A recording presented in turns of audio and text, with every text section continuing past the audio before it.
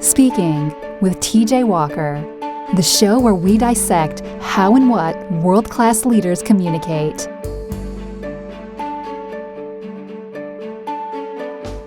So, folks, the 2016 U.S. presidential election is 1 week from tomorrow. I've tried to stay away from this election. I don't want it to be seen as a purely political podcast. The show is about communication excellence, public speaking, how great leaders in every kind of industry, of all sorts of professions, ideologies, even political parties, communicate and how the best communicate successfully. So I don't want this to be another show where you hear something that you think someone's saying something nice about someone you hate, or is saying something bad about someone you love, and you then use that as an opportunity to hate that person. Because that does happen. Let me tell you. So today, I'm perhaps getting myself in trouble, but I'm going to say something that is going to offend pretty much everybody, because I'm going to be wildly critical of the Hillary Clinton campaign, of the Republicans, and of the media. Now, I hate to be one of these politically correct people who says, oh, everybody's bad. Everybody's equally awful except for me. That's not it. But I want to give you my analysis, having worked in the political arena on 100 or so campaigns, more than that, over the last 30 years, and having worked in the media for the last 30 years, in and around it, and as a part of it. So that's what the show is going to be about today. Shortly, once we get through this election, we will revert to more of our regular programming focus, which is going to be in-depth, lengthy interviews with the most interesting and most influential people in the world on what they do and how they communicate. So that's the focus of the show. Folks, those of you listening regularly, give you a little bit of a sneak preview. I'm about to officially unveil and launch the new website, speakingwithtjwalker.com. Now, what I had done in the past is just post on my blog at mediatrainingworldwide.com. Some of you may ask, well, why are you doing that, TJ? Your main brand, your main corporate entity is Media Training Worldwide, and the website, mediatrainingworldwide.com. What I found is the people who are most successful with their podcast make it really easy for people to find their podcast. They create a sole identity for that podcast, and they create a podcast website that just has that name in it. So you're not going off and having to go 10 clicks in before you find it. You find it right there. So I'm trying to adapt to best practices. The other reason is, frankly, if I'm approaching a world-famous celebrity, intellect, author, expert, and they have no idea who I am, it's a little confusing if they get an email from TJ at mediatrainingworldwide.com and I'm asking them to be a guest on my show, and then they just go to my main website and they start seeing something about training or public speaking courses. So I'm trying to make it less confusing for when I'm talking to publicists, PR representatives, spokespersons, and possible guests. So that's the reason for that. And also just want to make it easy for people to come and consume the podcast. Some people don't like to subscribe to podcasts on iTunes or on YouTube, but are more than happy to just actually go to a website and click on and listen on their PC or their cell phone. Or you may prefer an RSS feed. So that's why it is, if you want to weigh in on the website, what you think of it, how it could look better, I'd certainly love to hear from you. There'll be a whole new set of contact information options for you at the top of that site as well. Also, the reason I'm creating the site is to make it easier, frankly, to reward regular listeners like you. We've got a resources section with a toolbox that makes it very easy for you to sign up and get access to several of my books on spoken communication, as well as access to online training courses as well. So please take a look at that in more detail, and I think you'll see something there that you enjoy. Onward to today's program. Now, I'm recording this Monday on Halloween Day, October 31st, 2016. The show goes live at 12:30 a.m. Eastern Time on Tuesday morning, November 1st. So, a bit of a bombshell, or at least it's been positioned as a bombshell. Friday afternoon, the release from the FBI director claiming that he is now reviewing emails that may or may not relate to Hillary Clinton, that are on Congressman Anthony Weiner's laptop as a part of the investigation of Anthony Weiner sexting an underage girl. And the connection, of course, is Anthony Weiner's soon-to-be ex-wife, Uma Abedin, is a longtime top close personal aide to Hillary Clinton. Now, this really stirred up the whole political world, the media world, both campaigns. And I think that people have behaved abysmally all the way around. Let me start first with the Clinton campaign. Now, I have been accused by some of you of being this horrible, evil Clinton apologist. Allegedly, I've never, ever criticized the Clinton campaign, which just isn't true.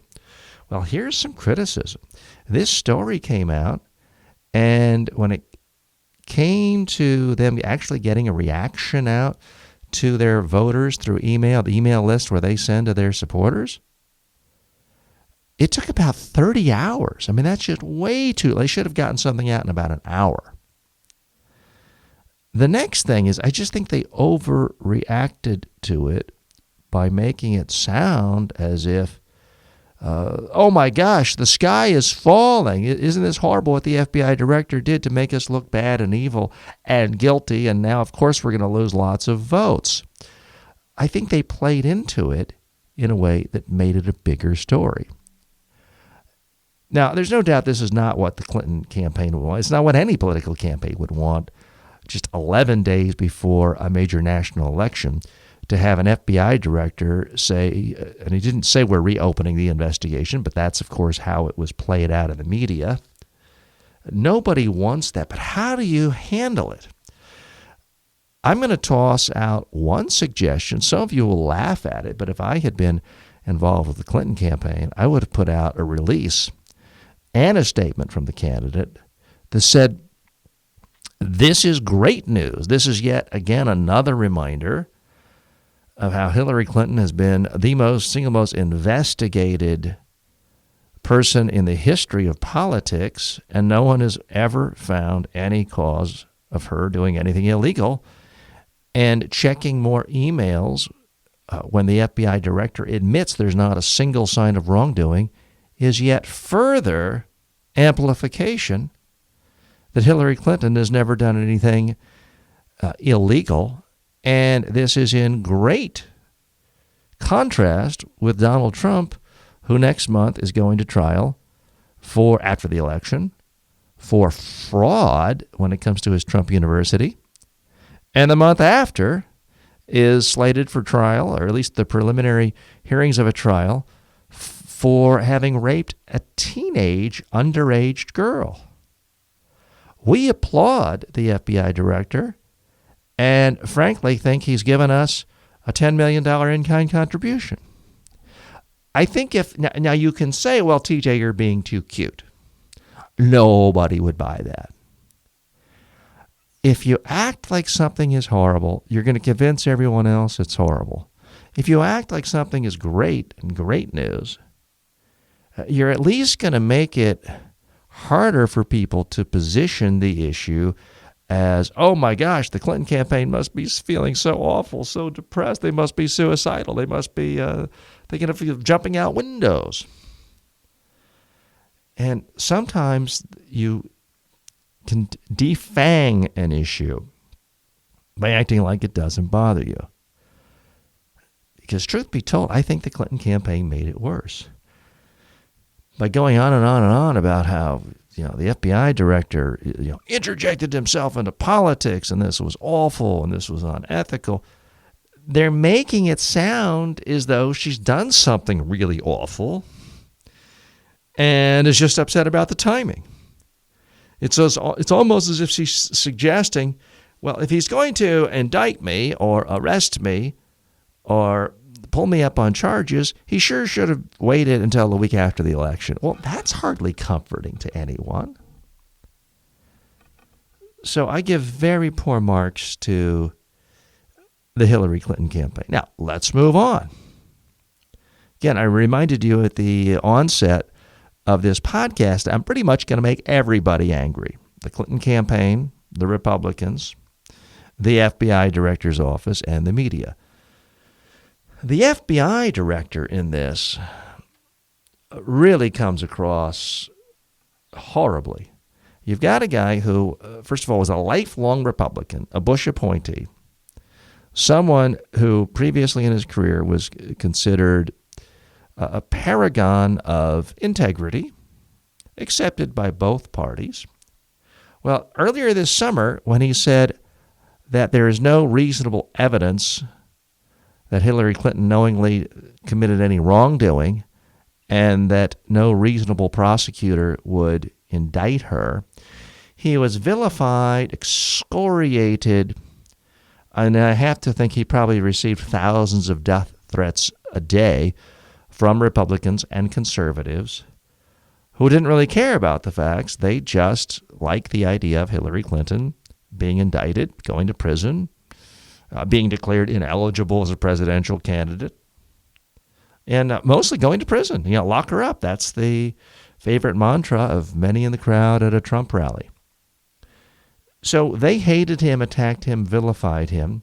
He made matters a lot worse by his press conference in the summer and sort of made himself look and sound like a politician. And the Republicans in Congress extracted from him this promise that if any more information came up, they would alert him instantly. Now, here's the problem with that. Transparency sounds great in the abstract. Everyone's in favor of it in the theory. But when you look at the decade after decade after decade of tradition of the FBI, that's not how they do it. FBI officials do not comment on ongoing investigations.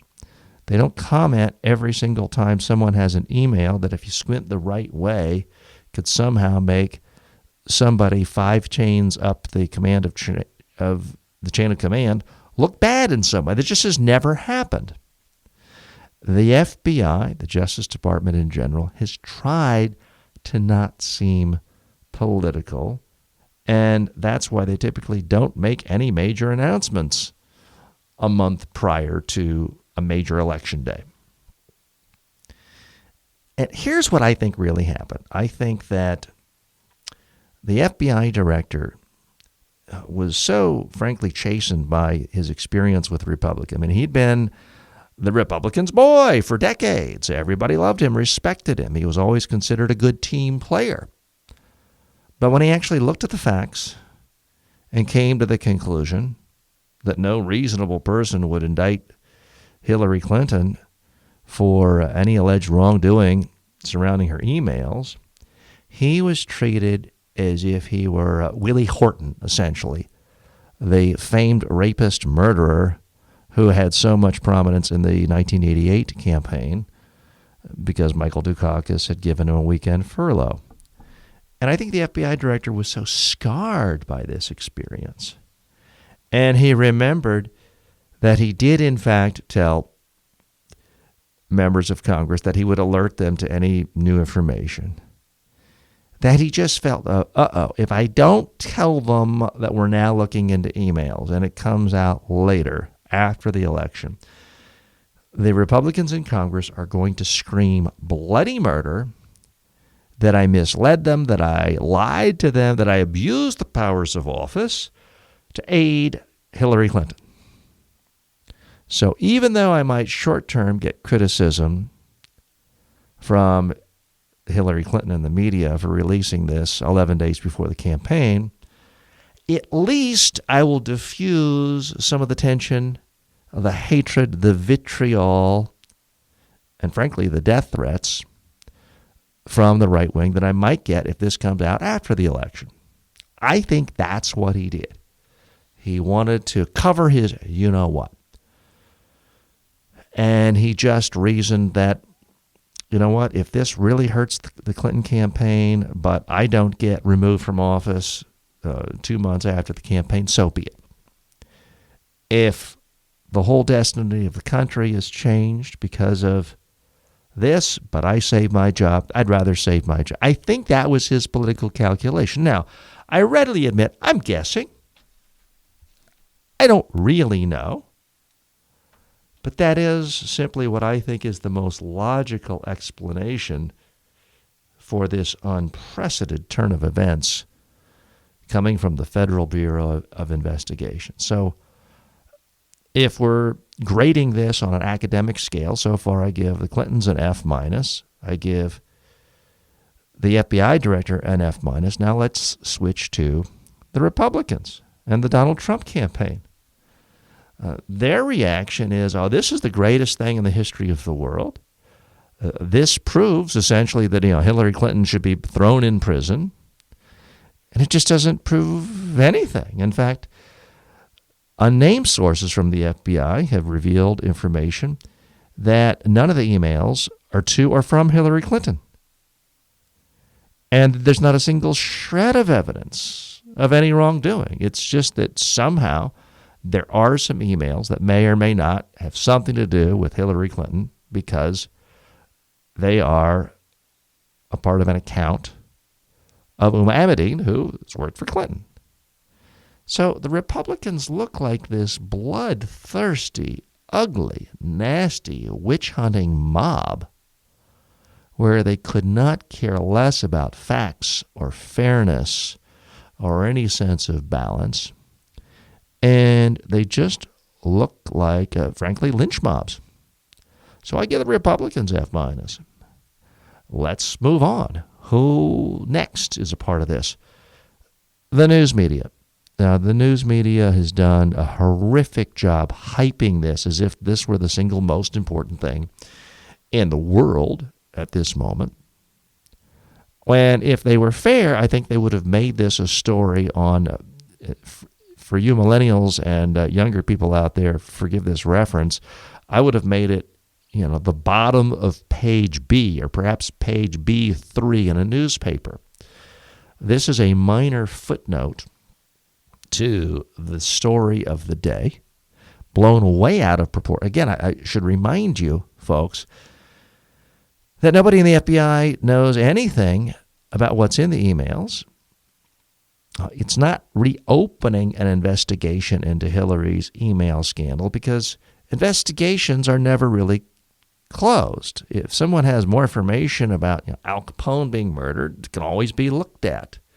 So there's so much misinformation put out there by the news media. They instantly just pull all the quotes from Hillary's opponents saying, this proves she should go to prison, and this reopening the investigation is just the right time. It just simply wasn't true. I think any honest newspaper reporter, editor, editing manager, or a television producer, assignment editor, who really looked at the facts would say, there really doesn't seem to be anything important here. The FBI has said they're now looking at emails of someone who works for Hillary Clinton, whose husband, who hasn't been in Congress in 5 years, was involved in sexting a teenager, and we have no idea if there's anything bad on the emails, and we have no idea if there's anything there that we haven't already looked at. And there's absolutely zero evidence of any wrongdoing from Hillary Clinton. And oh, by the way, tens and tens and tens of thousands of emails of Hillary Clinton have been reviewed, and there's never once been actual evidence of criminal wrongdoing. I think any editor or person with news judgment who really put those things together, I'm frankly surprised they would even run the story. But to do like the New York Times, and there was like 10 stories all on this.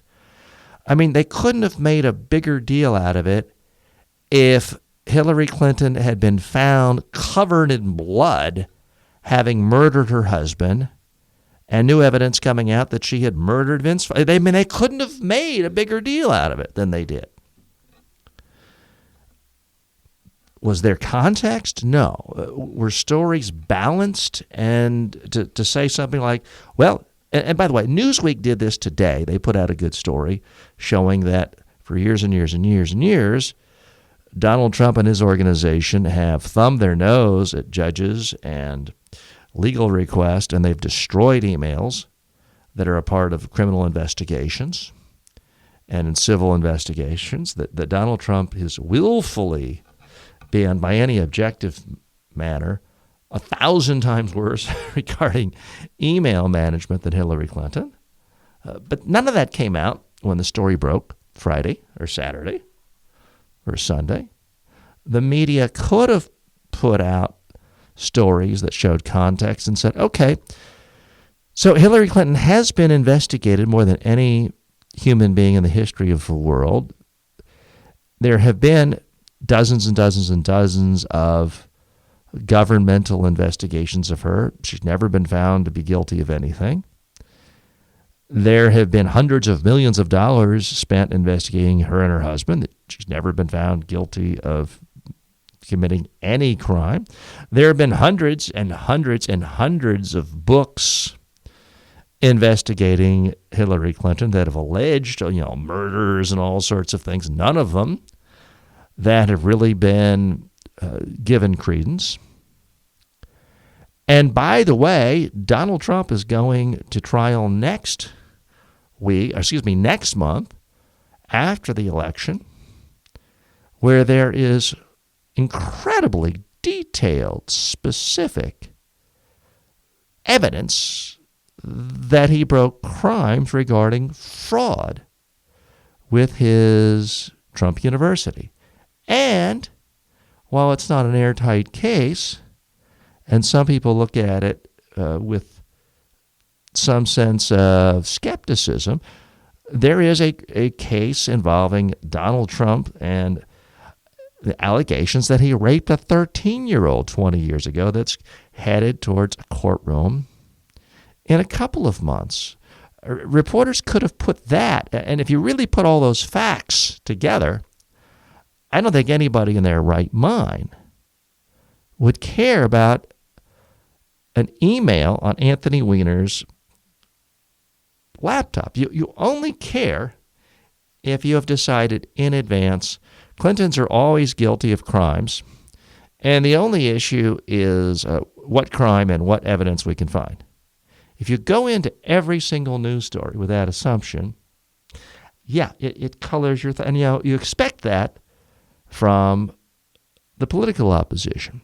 But the so-called neutral news media is not supposed to do that, and that is exactly what they do. So I give the news media an F-. So if you're tallying it all up, an F- for the Clinton campaign, an F- for the FBI director, an F- for the Republicans in the Trump campaign, and an F- for the news media. I hate to sound like a negative, nattering nabob where everybody's wrong and I'm the only one right, but I have to tell you, I call it like I see it today, and this incident brought out the absolute worst in everyone. Now, is it really going to change the outcome of the election? I'm skeptical about that.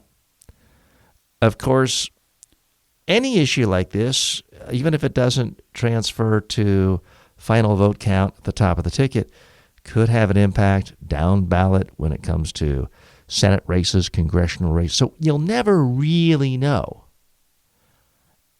I can't imagine anyone switching their vote for this, but if there's someone who was perhaps going to vote for Clinton but didn't like her and now says, I'm just going to stay at home, that could affect who controls the U.S. Senate in 2017. It certainly could control the House of Representatives. It could control governors' races. So we'll never really No, and that's the shame. And the shame deserves to be spread around. What do you think? I'm not interested in hearing who you want to be president or who you think is a criminal, but what do you think of how each one of these players has communicated during this? I am interested in the communication aspect. I'd love to hear from you. Please post your comments, and you can now do so at speakingwithtjwalker.com. You can post your comments right there on the blog, on the same post where you see this show. You can also post on Twitter. I'm at TJ Walker. You can post on Facebook, LinkedIn, YouTube, wherever you are seeing or hearing this show. I'm TJ Walker. Thanks so much for joining me today. I'll see you tomorrow. Thanks for listening to Speaking with TJ Walker.